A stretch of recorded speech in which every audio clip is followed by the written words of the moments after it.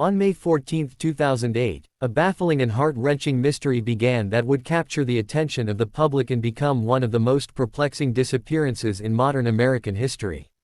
The case involved a young man named Brandon Swanson, a 19-year-old college student from Marshall, Minnesota, whose sudden and inexplicable disappearance sparked a multi-state search that turned into a chilling, unsolved case.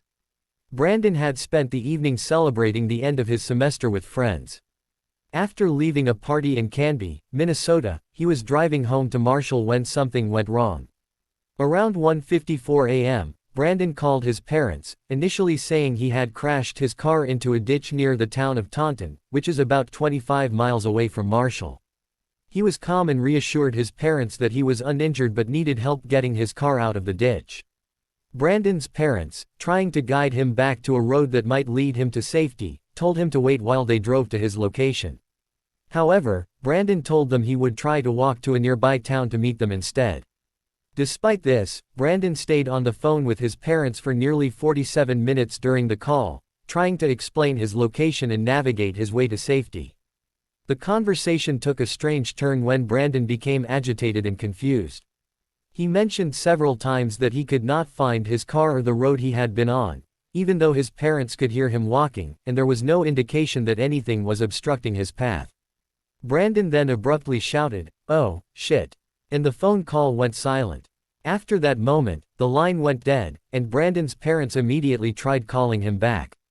There was no answer. They grew frantic and quickly contacted local authorities, who began an immediate search operation. The police first focused on locating the car, which had been described as a 2002 Chevrolet Lumina, but when they arrived at the location that Brandon had described, there was no sign of the vehicle. The search soon expanded to include surrounding roads and areas, but despite hours of searching on foot and by air, nothing was found. The following day, searchers discovered Brandon's car, which had been found in a ditch near the road, exactly where Brandon had claimed it was. But there was still no sign of him.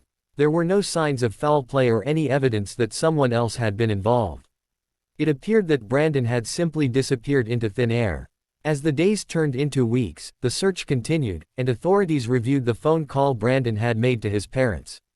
Investigators found that Brandon had been trying to explain his whereabouts during the call, but his descriptions seemed confusing, and it was difficult to pinpoint his exact location. His last words, "Oh, shit," were unsettling, and it was unclear whether he had encountered someone or something that caused him to panic. Some experts speculated that he had simply become disoriented while walking through unfamiliar territory, but the fact that he was on the phone for so long made his disappearance even more strange.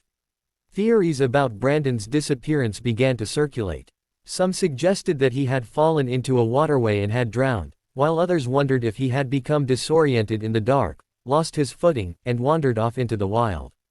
But after several months of searches, including the use of tracking dogs, divers, and aerial searches, no trace of Brandon was ever found. His body, his belongings, or any clue to what happened that night simply vanished. The mystery of Brandon Swanson's disappearance continues to baffle investigators, family members, and those who have followed the case. His parents, who had been in constant communication with him during his last moments, were left without any real answers. The phone call from Brandon remains one of the eeriest aspects of the case, his calm voice gradually shifting to confusion and fear, with no closure or understanding of what he experienced. Brandon's disappearance has led to many theories. One theory is that he simply became lost in the darkness, possibly falling into a hidden ravine or body of water. Another theory suggests that Brandon may have encountered someone or something that scared him, causing him to panic and run. Still, others wonder if he might have been the victim of foul play, even though no evidence of this was ever found. Many have speculated that Brandon's call and subsequent disappearance may have been a result of some type of natural cause, like an adrenaline rush or mental breakdown, though the lack of any concrete evidence has made it impossible to confirm any one explanation. As of now, Brandon Swanson's case remains unsolved, and his family is left with an overwhelming sense of uncertainty and grief.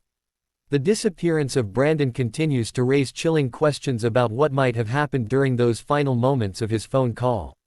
Was he confused, lost, and struggling to find his way out of a dangerous situation, or was something more sinister at play? The case remains open, with the search for answers continuing, but Brandon's whereabouts still unknown. His case serves as a haunting reminder of how quickly someone can vanish and the difficulty of finding closure in a world where some disappearances remain as unsettling and unsolved as ever. If you enjoyed this story and want to hear more chilling tales from around the world, don't forget to like and subscribe to our channel for more spine-tingling content.